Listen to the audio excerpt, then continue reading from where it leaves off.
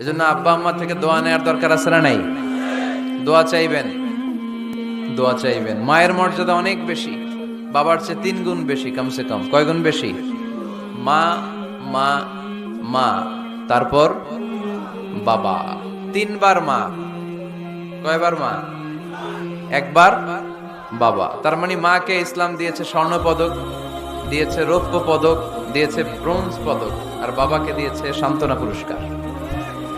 আমরা এটা নিয়েই খুশি, ঠিক কিনা?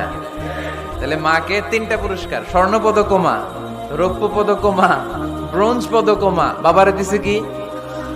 সান্ত্বনা পুরস্কার। এজন্য মায়ের মর্যাদা বেশি। লাউ কাতাআতা জিলদাক, চামড়া কেটে যদি মায়ের পায়ের জুতা বানিয়ে দাও। ছোটবেলা যে মায়ের বুকের দুধ খেয়েছো, আল্লাহর হাবিব বললেন 1 ঢোক দুধের শোধ আদায় হবে না, ঠিক কিনা? যাদের মা নাই তারা জানে মা না